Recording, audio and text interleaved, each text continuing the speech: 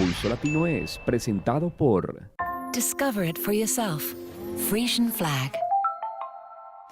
Esto es Pulso Latino con Alejandra Forero. Les damos la bienvenida a todos nuestros televidentes a una emisión más de Pulso Latino. Gracias por su sintonía. Uno de los proyectos más grandes que tiene Aruba entre sus planes es el de la renovación y ampliación del Hospital Horacio Duber, pero desde que se puso la primera piedra en mayo del mes pasado, no se ha contado con un avance en este proyecto. En conversaciones con el líder del proyecto, Rubén Cruz, se espera que para el mes de septiembre se inicie la etapa de construcción, el cual tendrá una duración de 44 meses.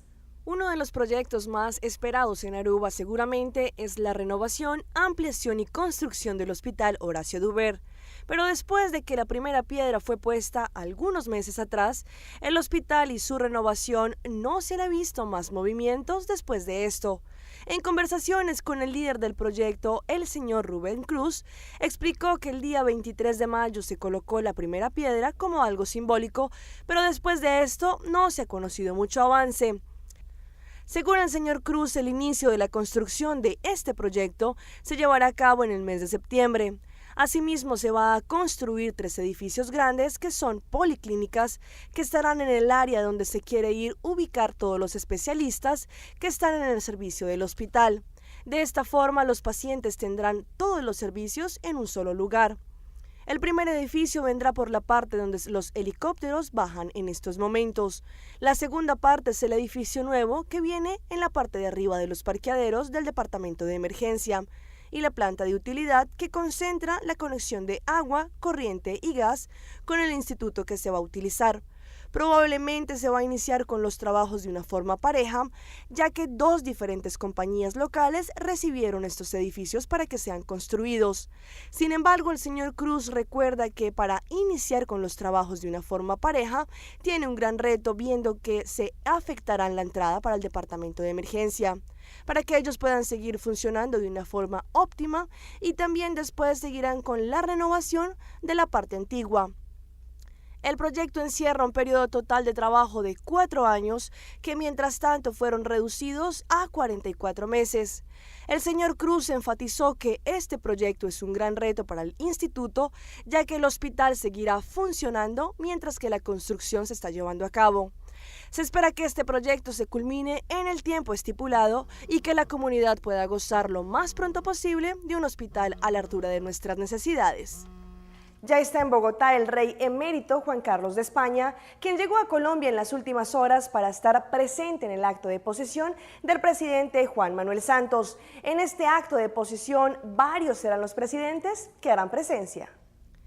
El rey Juan Carlos de España llegó a Bogotá para participar el jueves en los actos de investidura del segundo mandato del presidente de Colombia, Juan Manuel Santos, compromiso que constituye su primer viaje oficial al extranjero desde que abdicó del trono. El avión de la Fuerza Aérea Española que transporta al monarca y su comitiva aterrizó en el aeropuerto militar de Catam de Bogotá a 20 minutos antes de lo previsto. El rey, que está acompañado por el secretario de Estado de Cooperación Internacional y para Iberoamérica, Jesús García, fue recibido en la pista del aeropuerto por la ministra de Relaciones Exteriores colombiana, María Ángela Holguín, la embajadora de España y el colombiano de Madrid. El monarca, primer dignatario que llega a Bogotá para la investidura, recibió honores militares, saludó a las comitivas que lo esperaban y pasó por una calle de honor formada por cadetes de la Fuerza Aérea Colombiana, camino al vehículo que lo trasladará a un hotel de la ciudad. Entre las actividades de don Juan Carlos, este miércoles en Bogotá, estuvo prevista una reunión privada con el presidente Santos, con quien volvió a encontrarse por la noche en la cena ofrecida por el mandatario colombiano a los dignatarios que asistirán al día siguiente a su investidura. Los padres de la holandesa Chris Kremers se reunieron esta mañana con la fiscal panameña que lleva el caso, Beatriz Zapiti, para conocer el avance de las investigaciones de la desaparición y muerte de su hija y su amiga Lisén Fron. Hans y Roely Kremers, padres de la holandesa Chris Kremers, muerta tras perderse en el sendero El Pianista en Boquete, llegaron al Ministerio Público para reunirse con la fiscal que lleva este caso. Tras la reunión, las partes acordaron que toda la información que emane en este caso será divulgada mediante comunicados, por lo que se pidió respeto a esta decisión.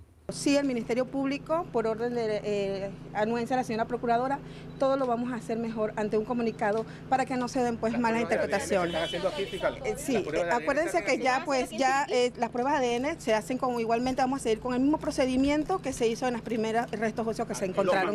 El abogado de la familia Kremers adelantó que sus clientes están complacidos con la forma como se lleva la investigación.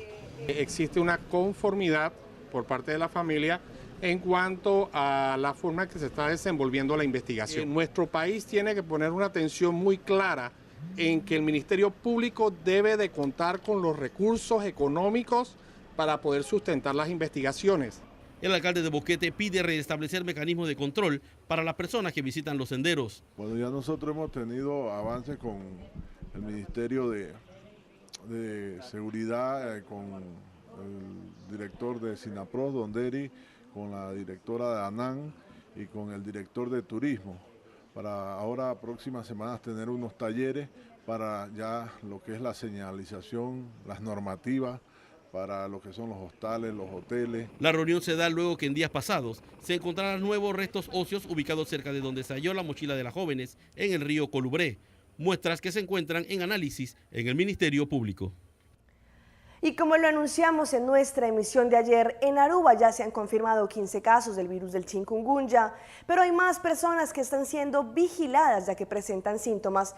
Uno de los países en los que más se ha registrado casos de personas contagiadas con este virus es República Dominicana, así que si usted está pensando en viajar a este país, debe tener muchas precauciones.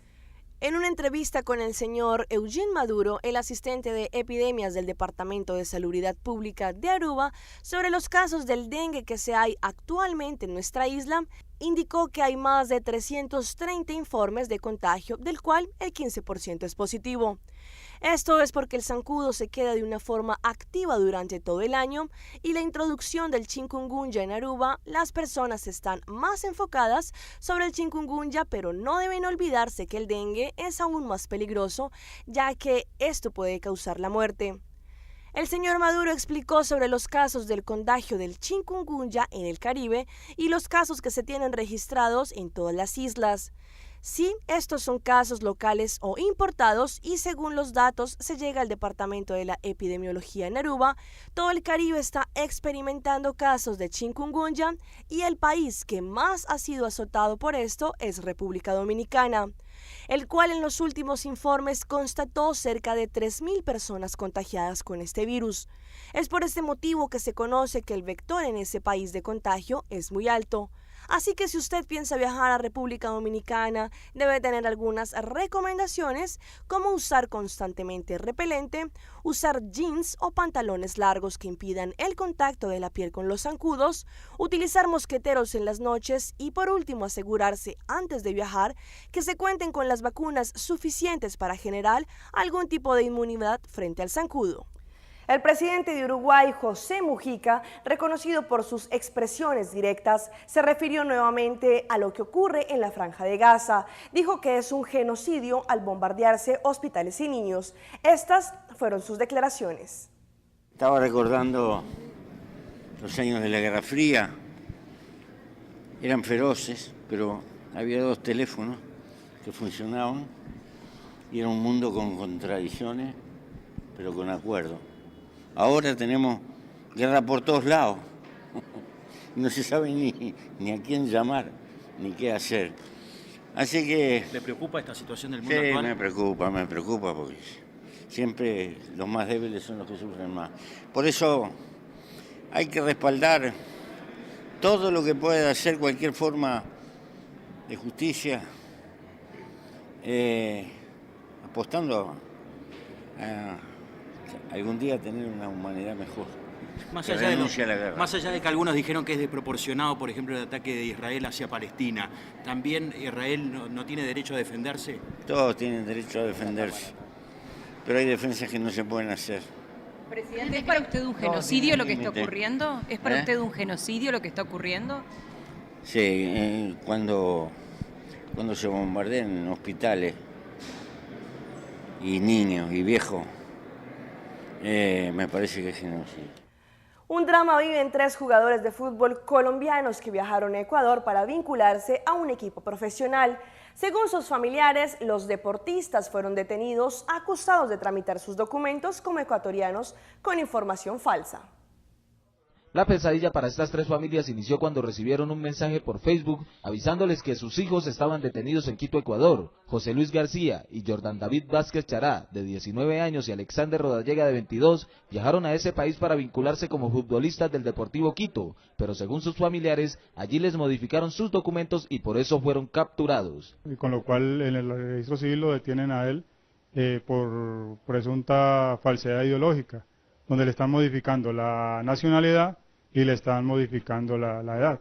Según la denuncia, por cada joven les exigieron desde Ecuador 5 millones de pesos para gastos de alojamiento y trámites para vincularlos al equipo. Cada rato que mandaba el director técnico, mandaba a pedir plata, y acá de Colombia se le mandaba el dinero. En medio de su angustia, las familias piden a las autoridades de ese país que dejen a sus hijos en libertad. Mal de ver a mi hijo que se fue a buscar un sueño y por buscar un sueño salió involucrado en un problema legal. El entrenador de fútbol Edwin Galeano, quien contactó a los deportistas con el empresario ecuatoriano, asegura que estando en ese país tuvo diferencia con los jugadores, por lo cual perdió contacto con ellos y no sabe lo que está sucediendo. Por causas, motivos de indisciplina, pues yo me desentendí del caso de allá de Ecuador y ellos manifestaban que van allá porque tenían familiares allá. En los próximos días se definirá la situación jurídica de estos tres jóvenes cuyos sueños de ser jugadores profesionales terminó en una pesadilla para ellos y sus familias. La tormenta Berta está en el Caribe. Varios países se han beneficiado de las lluvias que trae esta tormenta, como por ejemplo Colombia y Puerto Rico, ya que cuentan con algunas áreas como La Guajira que están siendo azotadas con la sequía. Pero esta tormenta Berta afectó el itinerario de un crucero que llegaría a nuestra isla. La tormenta Berta está azotando diferentes países con sus lluvias. Algunas áreas como La Guajira en Colombia se han beneficiado con sus lluvias, pero debido a esta tormenta el vapor del crucero Carnival Breeze cambió de itinerario, afectando así la programación de llegada de este crucero hacia nuestra isla. Esto afecta el schedule tanto del Carnival Breeze, quienes indicaron que casi todo su itinerario debió ser cambiado, como también los negocios y comercios aledaños al muelle de Oranjestad, que junto a Aruba Ports Authority trabajan de una forma conjunta para así saber cuáles son los cruceros que están próximos a llegar a nuestra isla. La tormenta Berta ha afectado varias zonas del Caribe, por esta razón se esperan algunas lluvias que se puedan presentar próximamente en nuestra isla. En Brasil nació la primera cría de gorila de Sudamérica. Se desconoce el sexo de la criatura ya que, según el director del zoológico de Belo Horizonte, en los primeros meses de vida la cría se agarra al vientre de la madre, lo cual dificulta la identificación por parte de los biólogos. La primera cría del gorila dada a luz en Sudamérica nació hoy en el zoológico de la ciudad brasileña de Belo Horizonte, capital del estado de Minas Gerais, informó la Fundación Zoobotánica de la localidad. De momento se desconoce el sexo de la criatura, ya que, según el director del zoológico, en los primeros meses de vida de la cría se agarra al vientre de la madre, lo cual dificulta la identificación por parte de los biólogos. Según especialistas del centro animal, la tendencia de la progenitora será buscar seguridad en los lugares más aislados del recinto y proteger a su cría, la primera de esta especie en Sudamérica. El padre de la criatura, León, es un gorila de 180 kilos de peso y 16 años de edad que llegó a Belo Horizonte a finales del 2013, procedente del zoológico Loro, Parque de Tenerife. Y la madre, Lulú, llegó en las mismas fechas procedente del zoológico inglés. Tiene 10 años y su peso no alcanza los 69 kilos.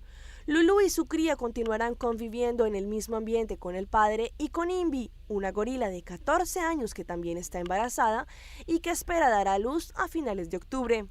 León es el único gorila macho en Sudamérica y en la naturaleza, las familias del gorila están formadas por un único macho adulto y varias hembras con sus crías. Vamos a un corte comercial, pero ya regresamos con más información aquí en Pulso Latino.